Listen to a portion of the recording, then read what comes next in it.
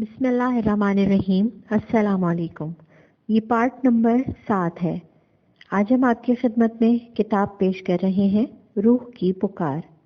मुसन्निफ rider haggard, मुतरजम Mazharul हक अलवी, आवाज़ उम्मे महाबीर। ये किताब आपकी खिदमत में book share Pakistan audio library की जानिब से पेश की जा रही है। दीगर मालूमात के लिए हमारे इस नंबर पर राब्ता कीजिए 0300 2919 600। अजहर लतीफ़। तो आइए सुनते हैं पार्ट नंबर 7। अपने कैदी को यह पैगाम दिया कि अब अगर हम पर तीर चलाए गए तो हम खुद उसे यानी कैदी को फांसी दे देंगे। हमारी ये धमकी बड़ी कारगर साबित हुई, क्योंकि इस कैदी ने, जो हमला आवरों का सरदार था, हमारा यह पैगाम अपने साथियों तक पहुंचा दिया था। नतीजा ये हुआ कि उसके बाद पिक्चियों ने हम पर हमला न किया। पिक्चियों के इलाके से निकल आने के बाद हमने अपने कैदी को आज़ाद कर दिया, जो यूं सर पर पांव रखकर भागा कि हम अपनी हंसी रोक न सके। जैसे जैसे हम आगे बढ़ते जा रहे थे, घनी और गुंजान झाड़ियां होती जा रही थी, यहाँ तक कि जंगल बिल्कुल ही खत्म हो गया, बल्कि यूं कहना मुनासिब होगा कि रेगजार से मिल गया। और अब हद्दे नजर तक सहरा फैला हुआ था, पुरहौल और वीरान। उस सहरा के किनारे पर एक गुलिस्तान था, जिसमें ठंडे मीठे पानी का एक चश्मा बह रहा था। ये चश्मा गुलिस्तान से निकलकर रेत में दफन हो गया था, चूंकि उसे आगे पानी मिलने की उम्मीद न थी, और मॉजिटिव ब्रादर बारबरदार भी इस सहरा में कदम धरने को तैयार न थे। इसलिए हमने इस नखलिस्तान में कयाम कर दिया और इंतजार करने लगे कि देखें अब क्या होता है। 3 दिन गुजर गए, और इन 3 दिनों के हर घंटे में जो गुजर रहा था, मेरी हिनस और सीवेज की बशाशत में इजाफा होता जा रहा था। लेकिन रिजनाल की उदासी ज्यादा से ज्यादा बढ़ती जा रही थी। तीसरे दिन की दोपहर ढल चुकी थी, और दोपहर से हमारे बारबरदार और हम खुद भी अपना साजो सामान बांधते रहे थे, क्योंकि इन दिनों में कुछ ना हुआ था। चुनाचे दूसरे दिन अलग सुबह हमें हस्देवादा अपने मॉजिटिव साथियों के साथ इस नखलिस्तान को खैर बात कहकर वापस लौटना था। उस रात जब मैं अपने बिस्तर पर लेटा हूं तो बहुत खुश था, क्योंकि हमारी वापसी की तैयारियां मुकम्मल हो चुकी थीं और मैं एक अहमकाना और बेकार मुहिम से बच गया था। हालांकि मैं इस बात के सबूत रीजनाल के सामने पेश कर चुका था कि खातून रीजनाल को हारूत और मारूत ही ले गए हैं, लेकिन अब मुझे यकीन हो चला था कि खातून रीजनाल कांदा लैंड में नहीं बल्कि दरियाए नील में गर्क हो चुकी है। चुनाचे एक ऐसी हस्ती की तलाश में जिसका वजूद ही खत्म हो चुका था, सहरा की खाक छानना और ख्वाह मख्वाह सफर की सौबतें बर्दाश्त करना सिर्फ हिमाकत ही नहीं बल्कि पागलपन था। चुनाचे मैंने दिल ही दिल में खुदा का शुक्र अदा किया कि उसने ऐसे हालात पैदा कर दिए कि फिर इस सफर से और सहरा में भूख और प्यास से एड़ियां रगड़ रगड़ कर मरने से बच गए, जो खुदा को मंजूर। मैंने एक राजी बरजा शख्स की तरह कहा, लेकिन खुदा को तो कुछ और ही मंजूर था। आधी रात उधर थी और आधी इधर। घड़ी 2 बजा रही थी और मैं नींद के मजे ले रहा था कि हिनस की घबराई हुई आवाज सुनकर मेरी आंख खुल गई। वो हर रात की तरह उस रात भी मेरे खेमे के अक़ब में एक साइबान तले सो रहा था। पहले तो मैंने यही ख्याल किया कि मैंने हिनस की आवाज ख्वाब में सुनी होगी, लेकिन एक बार फिर मैंने उसकी घबराई हुई आवाज सुनी।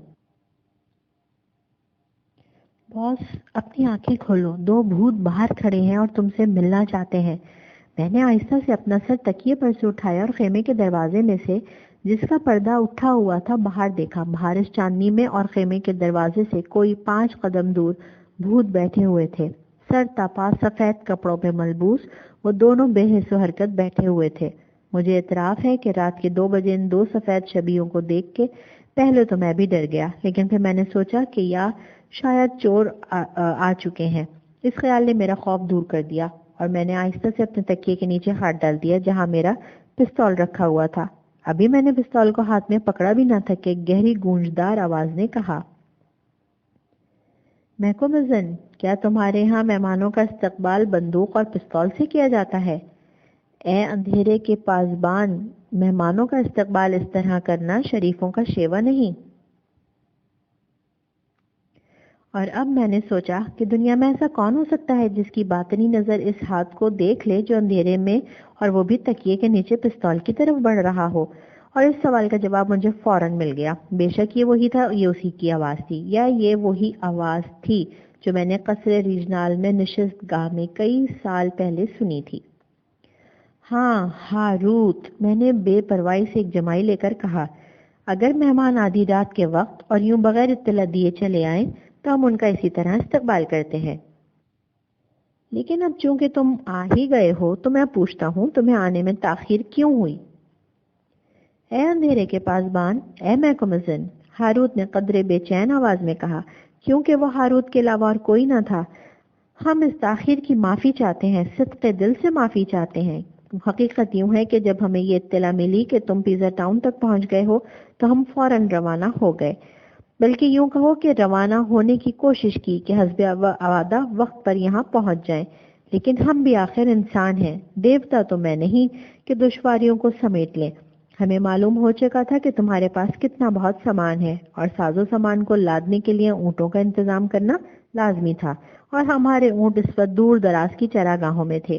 اس کے علاوہ یہ بھی ضروری تھا کہ صحرا میں ایک خاص وقت جس سے صرف ہم واقف ہیں کنواں بھی کھود لیا جائے کہ وہاں سے اونٹوں کو پانی پلایا جا سکے۔ چنانچہ ذرا دیر ہو گئی۔ اس کے باوجود میکمزن، تمہیں یہ تسلیم کرنا پڑے گا کہ ہم عین وقت پر پہنچے ہیں، بلکہ وقت سے 4-5 گھنٹے پہلے، کیونکہ سورج کی پہلی کرن کے ساتھ ہی کیا تم واپس لوٹ جانے والے تھے؟ بے شک تم عین وقت پر آئے ہو، میں نے ذرا غصے اور حیرت زدہ ہو کے کہا۔ غصہ مجھے اس خیال سے آیا کہ وہ میرے نجی حالات سے باخبر تھا، اور حیرت اس بات پر ہوئی کہ خدا جانے کس طرح اسے ہمارے معاملات کا پتہ لگ جاتا ہے۔ بہرحال اب چونکہ تم آ ہی گئے ہو اس لیے میں تمہیں خوش آمدید کہتا ہوں، خیمے میں آ جاؤ، حالانکہ میں نہیں جانتا کہ تم بھوت ہو یا انسان۔ بہرحال تم جو کوئی بھی ہو باہر کی سردی میں ٹھٹر جاؤ گے، چنانچہ اندر آؤ۔ چنانچہ ہاروت و ماروت خیمے میں آ گئے، اور ان دونوں نے اپنی مدد آپ کرو کے اصول پر عمل کرتے ہوئے جن کی بوتل انڈیلتے ہوئے جام لبالب بھر لیے، اور میں نے اپنا جام اٹھاتے ہوئے کہا، ہاروت و ماروت، تمہارا جام صحت، اور میں نے ایک چسکی لے کر جام ہینس کی طرف بڑھا دیا۔ مؤخر الذکر ایک ہی گھونٹ میں جام خالی کر گیا۔ یہ ایک چسکی بھی میں نے اس لیے تھی کہ اس آدھی رات کی پراسرار ملاقات کے متعلق مجھے غور کرنے کا وقت مل جائے، اور اس اثنا میں میرے اعصاب بھی سکون پذیر ہو جائیں جو ان دو بھوتوں کی غیر متوقع آمد سے جھنجھنا اٹھے تھے۔ تمہارا جام صحت آقا میکمزن، ہاروت و ماروت نے ایک زبان ہو کے کہا، اپنے سر پیچھے کی طرف ڈھلک کے جام کو اپنی حلق میں انڈیلا، اور پھر خالی جام میرے سامنے یوں احترام سے رکھ دیے وہ گویا ان کے ہیکل کے مقدس جام ہوں۔ اب کیا لینے آئے ہو ہاروت؟ میں نے قدرے جھنجھلا کے پوچھا۔ دونوں خاموش رہے۔ ہاروت و ماروت، تمہیں یاد ہوگا کہ تم نے ایک خاتون کو ایک مالا تحفے میں دی تھی، اور پھر تم نے اس خاتون کو چرا لے جانے کی کوشش کی تھی لیکن ناکام رہے تھے۔ کیا میں پوچھ سکتا ہوں کہ اس کے بعد تم انگلستان سے فرار ہونے میں کس طرح کامیاب ہو گئے، اور پھر تم نے اس خاتون کے ساتھ کیا سلوک کیا؟ کیونکہ مجھے یقین ہے کہ تم ہی تھے جو پہلی یا غالباً دوسری ناکامی کے بعد موقع کے منتظر رہے اور پھر مصر سے اس خاتون کو اٹھا لے گئے۔ ہاروت و ماروت، میرے ان سوالات کا جواب دو۔ اگر تم نے جھوٹ بولنے یا مجھے الو بنانے کی کوشش کی تو میں اسی وقت اور اسی جگہ تم دونوں کا خاتمہ کر دوں گا، اور یہاں مجھ سے کوئی پوچھ گچھ کرنے والا نہ ہوگا اور نہ ہے۔ تمہیں قسم ہے شیطان یا دیو قامت یا جس کی پوجا کرتے ہو کہ میرے ان سوالات کا جواب سچ سچ دو گے۔ معاف کرنا میکمزن، ہاروت نے مسکرا کے پرسکون آواز میں کہا، اگر تم نے ہمارا خاتمہ کر دیا تو تم سے ایسے بہت سے سوالات پوچھے جائیں گے جن کے جواب تم نہ دے سکو گے، چنانچہ اس موت لانے والے ہتھیار کو اس کے خول میں رکھ دو اور ہمارے سوال کا جواب دو۔ اور میرے سوال کا جواب نہ دو گے؟ بے شک دیں گے، لیکن تم یہ بتاؤ کہ قدیم مصریوں کے دیوتا مت کے متعلق تم کیا جانتے ہو؟ وہی جو تم جانتے ہو، میں نے کہا، اور ان دونوں نے یوں سر جھکا دیے گویا میرا یہ جواب اطمینان بخش تھا۔ اور اب ہاروت نے کہنا شروع کیا، سنو میکمزن، یہ ہیں تمہارے سوالوں کے جواب۔ ہم انگلستان سے ایک جہاز میں سوار ہو کے افریقہ پہنچ گئے۔ رہا مصر کا واقعہ، جس کا ذکر تم نے ضمناً کر دیا ہے تو اس کے متعلق ہم کچھ نہیں جانتے. ہم کبھی وہاں نہیں گئے اور نہ ہی ہم نے کسی خاتون کا اغوا کیا ہے. سچ تو یہ ہے میکمزن کہ ہم اس خاتون کو جسے ہم نے ایک مالا دی تھی اپنے ساتھ لے جانا چاہتے تھے. البتہ اس سے چند سوالات پوچھنا چاہتے تھے اور وہ بھی اس لیے کہ اسے قدرت کی طرف سے وہ خاتون مستقبل میں جھانک سکتی اور ہونے والے واقعات کی اطلاع دے سکتی تھی. لیکن تم بیچ میں آ دھمکے اور ہم اس خاتون سے کچھ نہ پوچھ سکے. یہ تو میں نہیں جانتا کہ سفید فام عورتوں یا اس خاتون سے تمہیں کیا لینا دینا ہو سکتا ہے. میں نے کہا البتہ یہ ضرور جانتا ہوں کہ تم اول درجے کے جھوٹے ہو. پہلے کبھی میری ملاقات تم جیسے عظیم و شان جھوٹے سے نہیں ہوئی. میری سرزنش پر جو دوسروں کو مشتعل کر دیتی ہاروت و ماروت نے ایک بار پھر سر جھکا دیے، گویا میں نے انہیں جھوٹا کہہ کر ان کی بڑی عزت افزائی کی ہے. میکمزن، ہاروت نے بڑے ادب سے کہا، مناسب ہوگا کہ ہم عورتوں کے ذکر کو یہیں ختم کر کے ان معاملات کے متعلق گفتگو کریں جن کا تعلق مردوں سے ہے. ہم نے کہا تھا کہ تم ایک نہ ایک دن یہاں ضرور آؤ گے اور دیکھو تم آ گئے. حالانکہ اس وقت تم نے ہماری پیشن گوئی کو ہنسی میں اڑا دیا تھا. ہم نے وعدہ کیا تھا کہ ہم تمہارے استقبال کو حاضر ہو جائیں گے. سو دیکھو ہم حاضر ہیں. ہمیں کیسے معلوم ہوا کہ تم آ گئے ہو اور یہ کہ ہم کسی طرح یہاں تک پہنچے ہیں؟ سو اس سوال کا جواب دینا ضروری نہیں. اس کے متعلق تم خود ہی کوئی فیصلہ کر لو، بشرط یہ کہ ضروری ہو. ہاں تو میکمزن، اب کہو، کیا تم ہمارے ساتھ چلنے اور دیوتائی شر جانا کا خاتمہ کرنے کے لیے تیار ہو؟ تو چلو کہ تمہاری سواری کا اونٹ تیار ہے. ایک اونٹ پر 4 آدمی سوار نہیں ہو سکتے ہاروت، میں نے اس کے سوال کا جواب دینے کے بجائے کہا. میکمزن، جہاں تک تمہاری پھرتی، بہادری اور جرت کا تعلق ہے، بے شک تم 4 آدمیوں کے برابر ہو، لیکن تمہارا جسم ایک ہے اور ایک اونٹ تمہارے لیے کافی ہے. اگر تمہارا خیال ہے کہ میں تنے تنہا تمہارے ساتھ چل رہا ہوں تو مجھے کہنا پڑتا ہے کہ تمہارا یہ خیال غلط ہے. میں نے کہا، میرے ساتھ ایک ملازم ہے جس کے بغیر میں ایک قدم بھی آگے نہیں بڑھا سکتا. اور میں نے ہینس کی طرف اشارہ کیا. ہاروت و ماروت نے اپنی اس نظر سے جو دل میں اتر جاتی تھی ہینس کے باطن کا جائزہ لینے لگے. میں نے اپنی بات جاری رکھتے ہوئے کہا، اس کے علاوہ میرے ساتھ ریجنال بھی ہے جو افریقہ میں انجیرا کے نام سے مشہور تھا، اور اس کے ساتھ اس کا ملازم ہے جو افریقہ میں بینا کے نام سے یاد کیا جاتا ہے. یہ بینا وہی شخص تھا جس کے کپڑوں سے تم نے سانپ برآمد کیے تھے، اور میں ان دونوں کو اپنے ساتھ لیے بغیر نہیں جا سکتا. میکمزن، ہمارے خفیہ اور پراسرار وطن کے دروازے تمہارے لیے، صرف تمہارے لیے کھلے ہیں، اور وہ بھی اس لیے کہ ہم چاہتے ہیں کہ تم جانا کا خاتمہ کرو، جس کے عوض ہم نے تمہیں انعام دینے کا بھی وعدہ کیا ہے. تنہا تم ہمارے ملک میں آ سکتے ہو، کسی اور کو وہاں آنے کی اجازت نہیں. تو پھر تم ہی ہاتھی جانا کا خاتمہ کرنا، کیونکہ میں تو اپنے ان دوستوں کے بغیر ایک قدم بھی آگے نہیں بڑھاؤں گا. لیکن اگر ہم تمہیں جبرن اٹھا لے جائیں تو؟ اور اے ہاروت و ماروت، اگر میں اسی وقت تمہارا خاتمہ کر دوں تو؟ بے وقوفو، اس وقت میرے ساتھ بہت بہادر آدمی ہیں جو میرا اشارہ پاتے ہی تم پر ٹوٹ پڑیں گے، اور اگر ضرورت ہوئی تو اپنی جان کی بازی لگا دینے سے بھی دریغ نہ کریں گے. اگر تم یا جو بھی تمہارے ساتھ آئے ہیں جنگ ہی کرنا چاہتے ہو تو ہم بھی تیار ہیں. اگر تم لوگوں کے دانت نہ کھٹے کر دیے تو مجھے میکمزن نہ کہنا. ہینس، جاؤ مازیٹو لوگوں کو بیدار کر کے انہیں میرا یہ حکم سنا دو کہ وہ مسلح ہو کر صف بندی کر لیں، اور دیکھو الجیرا اور بینا کو بلا کر آؤ. ٹھہرو میکمزن، ہاروت نے کہا، اور یہ خطرناک ہتھیار رکھ دو، کیونکہ ایک بار پھر میں اپنا پستول ہاتھ میں لے چکا تھا. حالانکہ ہم تمہارے بھی ہتھیار سے اس قدر محفوظ ہیں کہ تم تصور بھی نہیں کر سکتے، اور حالانکہ تم ہمارا بال بھی کا نہیں کر سکتے، لیکن تم جیسا چاہتے ہو ایسا ہی ہوگا. تمہارے ساتھی بھی تمہارے ساتھ جائیں گے، لیکن اگر تم یوں ہی چاہتے ہو تو یوں ہی صحیح. لیکن ہم ان کے متعلق کسی قسم کا کوئی وعدہ نہیں کر سکتے. اگر ان پر کوئی مصیبت آئی تو اس کے ذمہ دار وہ خود ہوں گے، اور ہم ہر الزام سے بری ہوں گے. البتہ ہم یہ بتا دینا ضروری سمجھتے ہیں کہ مقدس روح نے ہمیں اطلاع دی ہے کہ اگر تمہارے ساتھی اس سفر میں تمہارے ساتھ رہے تو ان میں سے چند موت کا شکار ہو جائیں گے. مطلب یہ ہے کہ تم انہیں قتل کر دو گے؟ نہیں میکمزن، ہمارا مطلب یہ ہے کہ کاندا لینڈ میں چند ہستیاں ہم سے زیادہ طاقتور ہیں جو تمہارے ساتھیوں میں سے ایک دو کو بھیٹ چڑھا دیں گے. تم بے شک زندہ رہو گے، کیونکہ تمہاری سلامتی مقدر ہو چکی ہے، لیکن تمہارے 3 ساتھیوں میں سے 2 کے لیے موت مقدر ہو چکی ہے۔ یہ ہم نہیں جانتے کہ تمہارے یہ 2 ساتھی کون سے ہیں۔ بہت عمدہ، ہاروت و ماروت، بہت عمدہ، لیکن اس بات کی کیا ضمانت ہے کہ میں بھی مارا نہ جاؤں گا؟ یہ میں کیسے یقین کر لوں کہ تم مجھے دھوکہ دے کر اپنے ملک میں نہیں لے جا رہے کہ وہاں مجھے بھی اذیتیں دے کر قتل کر دو، اور وہ بھی ہمارا ساز و سامان قبضے میں کرنے کے لیے؟ مجھے تم پر اعتبار نہیں ہے۔ تمہاری جان سلامت ہے میکمزن، تمہیں ہم پر اعتبار کرنا چاہیے، کیونکہ ہم قسم کھاتے ہیں جسے توڑنا ممکن نہیں، ہم طفل مقدس کی قسم کھاتے ہیں۔ ہاروت و ماروت نے ایک زبان ہو کے کہا اور پھر اپنے سر جھکا دیے، یہاں تک ان کے ماتھے زمین پر ٹک گئے۔ میں ہنسا، بے اعتباری کی مصنوعی ہنسی۔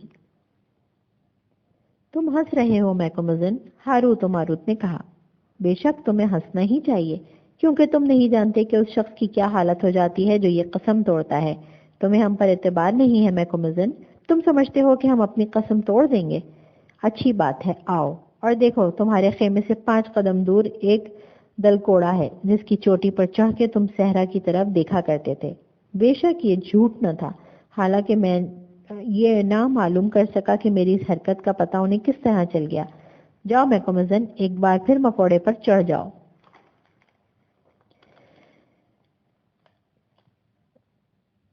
بے شک یہ ناعاقبت اندیشی تھی، لیکن میں شوق تجسس سے بے تاب تھا، چنانچہ میں اٹھ کر خیمے سے باہر آیا اور دمکوڑے پر چڑھنے لگا۔ ہاروت و ماروت دمکوڑے کے قدموں میں کھڑے تھے، لیکن ہینس میرے ساتھ تھا جو 2 نالی بندوق اٹھائے ہوئے تھا۔ دمکوڑا کوئی 20 فٹ بلند ہوگا، اور چونکہ اس پر کوئی درخت یا جھاڑی نہ تھی، اس لیے نظر بغیر کسی رکاوٹ کے صحرا میں افق تک دیکھ سکتی تھی۔ شمال کی طرف دیکھو میکمزن، ٹیلے کی قدموں کی میں سے ہاروت کی آواز سنائی دی۔ میں نے گردن گھما کے شمال کی طرف دیکھا۔ صحرا کے سفید سفید ریت پر چاندنی بکھری ہوئی تھی، اور ٹیلے سے جس پر ہینس کھڑا ہوا تھا 500 گز دور ریت کے ایک ابھار پر اور ابھار کے عقب میں بھی 200 اونٹ اطمینان سے بیٹھے جگالی کر رہے تھے، اور ہر اونٹ کے قریب ایک سفید پوش ایک لمبا سا بھالا لیے بے حس و حرکت کھڑا تھا۔ ہر بھالے کے پھل کے نیچے ایک چھوٹی سی جھنڈی بندھی ہوئی تھی۔ میں آنکھیں پھاڑ پھاڑ کے اونٹوں کی قطاروں اور ہر اونٹ کے قریب کھڑے ہوئے سفید پوش کو دیکھنے لگا، اور سوچنے لگا کہیں یہ نظر کا دھوکہ تو نہیں۔ لیکن نہیں، یہ نظر کا دھوکہ نہ تھا، حقیقت تھی۔ جب مجھے یقین ہو گیا کہ وہ اونٹ اور انسان ہی تھے تو میں ٹیلے سے نیچے اتر آیا۔ اب کہو میکمزن، ہاروت نے کہا، اگر ہم تمہیں قتل کرنا چاہتے تو اپنے آدمیوں کے ساتھ تمہارے پڑاؤ میں گھس کے تمہیں اور تمہارے ساتھیوں کو سوتے میں ہی قتل کر سکتے تھے یا نہیں؟ لیکن ہم نے ایسا نہیں کیا، کیونکہ ہم دشمن نہیں دوست کی حیثیت سے آئے ہیں، اور وہ لوگ جنہیں تم نے دیکھا ہے تمہیں قتل کرنے یا تمہیں غلام بنانے نہیں، بلکہ تمہیں بحفاظت کاندہ لینڈ تک لے جانے اور تمہارا استقبال کرنے آئے ہیں۔ یقین کرو میکمزن، ہم تمہارے دوست ہیں، اور ہم نے نہ ٹوٹنے والی قسم کھائی ہے۔ یقین ہے اب تم ہم پر اور ہماری قسم پر اعتبار کر لو گے۔ اب ہم اپنے ساتھیوں کے پاس جا رہے ہیں۔ صبح جب تم ناشتے سے فارغ ہو لو گے تو ہم نہتے اور تنہا پھر تمہاری خدمت میں حاضر ہو جائیں گے۔ چنانچہ تب تک کے لیے الوداع۔ اور وہ دونوں آگے بڑھ کے نظروں سے اوجھل ہو گئے۔ 10 منٹ بعد ہی کاندہ لوگوں کی آمد کی خبر ہمارے پڑاؤ میں پھیل چکی تھی، اور ہر شخص بیدار ہو کے مسلح ہو چکا تھا۔ ابتدا میں مازیٹو لوگوں میں خوف و ہراس کے آثار نظر آئے، لیکن میں بامبا کی مدد سے ان کا خوف دور کرنے میں کامیاب ہو گیا اور انہیں بچاؤ کی تدبیریں کرنے کی طرف متوجہ کر دیا۔ احتیاط بہرحال لازم تھی، اور یہ تو بہرحال حقیقت تھی کہ اگر ہم پر حملہ ہوا تو ہم تینوں کے علاوہ کوئی اور اپنی جان بچا کے نہ لے جا سکتا تھا، اور ہم تین یعنی میں، ریجنال اور سیویج اس لیے بچ سکتے تھے کہ ہمارے پاس گھوڑے تھے۔ چنانچہ بامبا کو موزیٹو لوگوں پر سپہ سالار مقرر کر کے ہم تینوں اور چوتھا ہینس مشورہ کرنے بیٹھ گئے۔ میں نے وہ ساری گفتگو لفظ بلفظ دہرا دی جو میرے اور ہاروت و ماروت کے درمیان ہوئی تھی، اور آخر میں لارڈ ریجنال سے کہا کہ ہاروت و ماروت خاتون ریجنال کے اغوا سے اپنے آپ کو قطعی بری ثابت کر رہے ہیں، بلکہ انہوں نے صاف صاف کہہ دیا کہ وہ خاتون ریجنال کی گمشدگی کے متعلق کچھ نہیں جانتے۔ اب میں نے پوچھا، ہمیں کیا کرنا چاہیے؟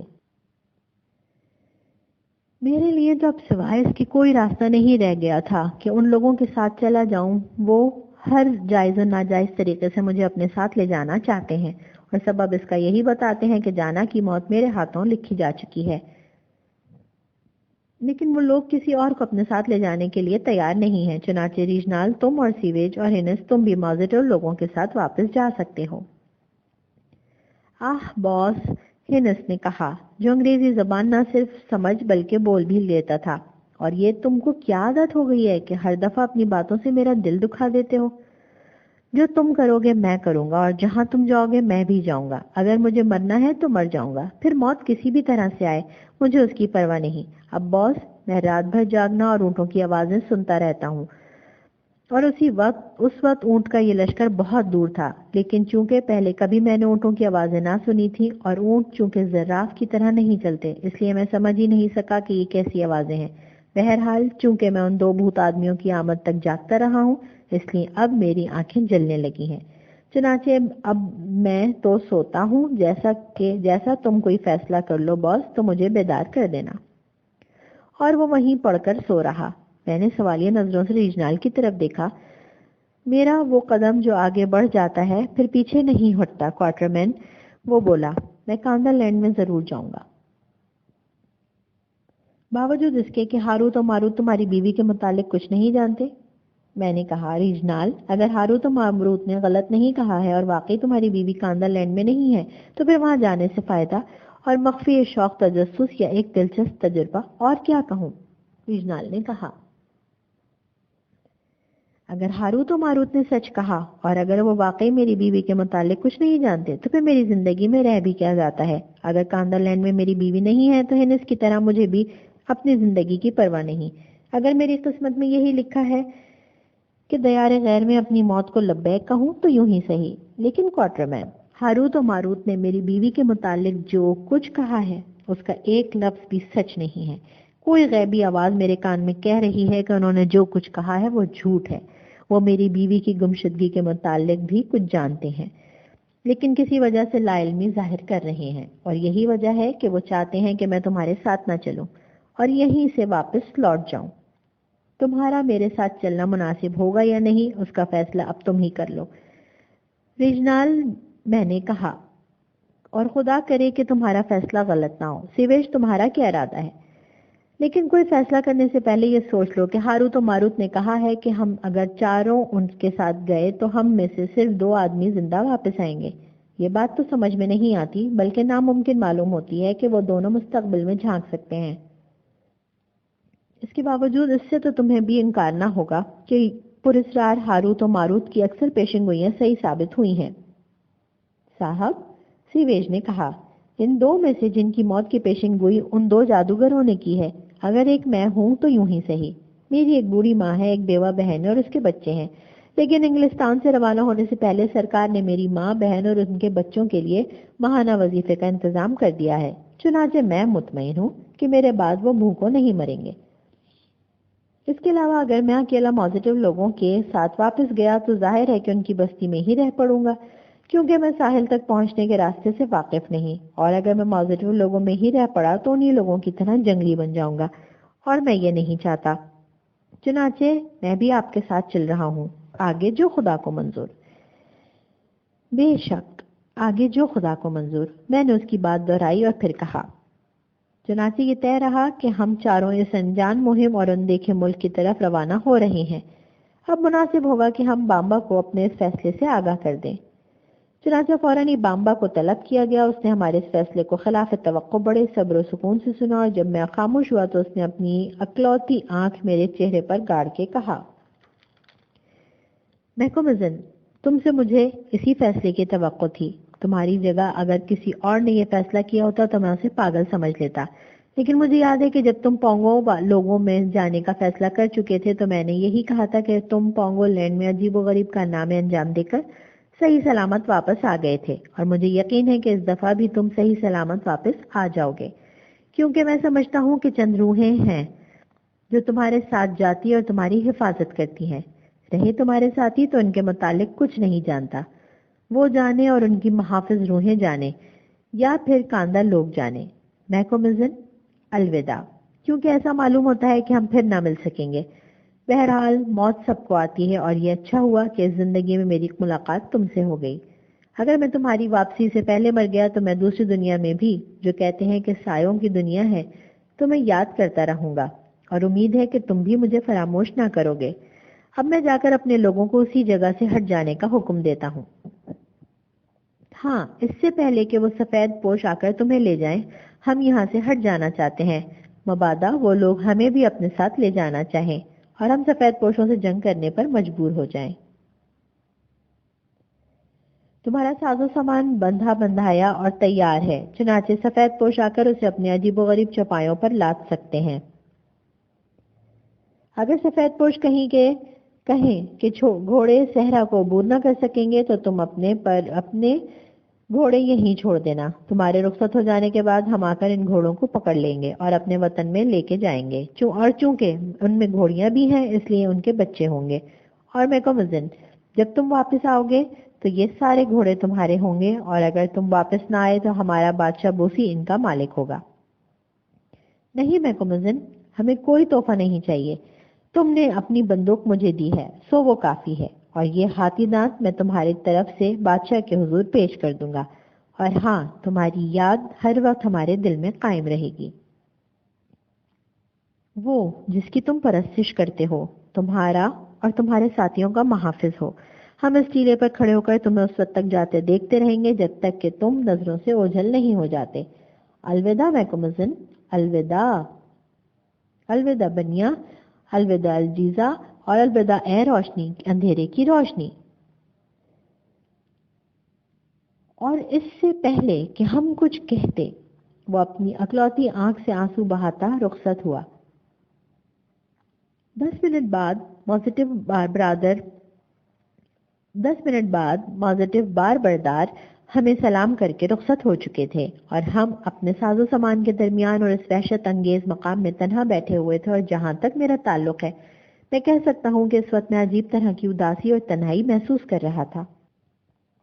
10 منٹ اور گزر گئے اور یہ 10 منٹ ہم نے اپنی نجی چیزیں سمیٹنے اور باندھنے میں صرف کیے، اور پھر ہنس نے، جو چند قدم دور بیٹھا کافی کی کیتلی دھو رہا تھا، سر اٹھا کے کہا، باس، وہ بھوت آدمی اور ان کی پوری فوج آ رہی ہے۔ ہم اٹھ کر آگے دوڑ گئے۔ ہنس نے غلط نہ کہا تھا، اونٹوں کا پورا رسالہ بڑی ترتیب سے ہماری طرف بھاگا آ رہا تھا۔ ہر اونٹ پر ایک سفید پوش سوار تھا، اور ہر سفید پوش کے ہاتھ میں ایک بھالا تھا، اور ہر بھالے پر ایک چھوٹی سی جھنڈی لہرا رہی تھی۔ بڑا ہی مسحور کن اور مروب کن منظر تھا۔ ہم سے کوئی 50 قدم دور آ کر شتر سواروں نے نکیلیں کھینچ لیں۔ اونٹوں کی گردنیں کمان ہو کے ان کے سر کو ہان سے لگ گئے، اور وہ ایک دم سے رک گئے، عین اس جگہ جہاں وہ چشمہ جو نخلستان کو قطع کرتا ہوا گزر رہا تھا صحرا میں داخل ہو گیا تھا، اور اب سوار اپنے اونٹوں کو پانی پلا رہے تھے۔ بیک وقت 20 اونٹوں کی گردنیں چشمے پر جھک جاتی، اور جب یہ سیراب ہو کر پیچھے ہٹ جاتے تو دوسرے 20 اونٹ آگے بڑھ کے چشمے پر اپنی گردنیں جھکا دیتے۔ لیکن ہمیں یہ دلچسپ منظر زیادہ دیر نہ دیکھنے کو ملا، کیونکہ فوراً ہی 2 سائے جو ہاروت و ماروت کے علاوہ کوئی اور نہ تھے اونٹوں کی قطار میں سے نکل کر ہماری طرف بڑھے، اور چند منٹوں بعد ہی وہ ہمارے سامنے کھڑے کارنش بجا لا رہے تھے۔ صبح بخیر آقا، ہاروت نے اپنی گونجدار آواز میں ریجنال سے کہا، تو تم بھی میکمزن کے ساتھ ہمارے غریب خانے کو رونق بخشنے آ رہے ہو؟ تمہارا خیال ہے کہ وہ حسینہ جسے ہم نے مالا توفتاً دی تھی ہمارے ہاں آ گئی ہے، لیکن یہ صحیح نہیں ہے۔ ہمارے ملک میں ایک بھی اجنبی سفید فام خاتون نہیں ہے۔ پوری داستان ہم میکمزن سے سن چکے ہیں، اور ہمارا خیال ہے کہ وہ حسینہ دریائے نیل میں غرق ہو چکی ہے، خصوصاً اس لیے کہ اسے نیند میں چلنے کی عادت تھی۔ ہمیں اس بات کا دکھ ہے آقا کہ اب تم تنہا رہ گئے ہو، لیکن دیوتاؤں کے بھید دیوتا جانے، وہ جو چاہیں کرتے ہیں، جسے چاہتے ہیں اپنے پاس بلا لیتے ہیں، اور ہم دم نہیں مار سکتے۔ تاہم امید ہے کہ وہ تمہیں پھر مل جائے گی، اور اس وقت وہ پہلے سے بھی زیادہ حسین ہوگی، اور اس وقت اس کا دماغ ٹھکانے آ چکا ہوگا، اور وہ پوری طرح اپنے حواس میں ہوگی۔ اور یہاں میں نے حیرت اور غصے سے ہاروت کی طرف دیکھا کہ اسے میں نے یہ بتایا تھا کہ خاتون ریجنال ایک واقعے کی وجہ سے اپنے حواس کھو بیٹھی تھی۔ پھر یہ بات اسے کیسے معلوم ہوئی؟ میرا خیال ہے کہ ہاروت و ماروت نے میرے چہرے پر کے جذبات دیکھ کے سمجھ لیا کہ وہ باتوں کی زد میں ایک ایسی بات کہہ گیا ہے جو اسے نہ کہنی چاہیے تھی۔ چنانچہ اس نے بڑی مہارت سے موضوع بدل کے کہا،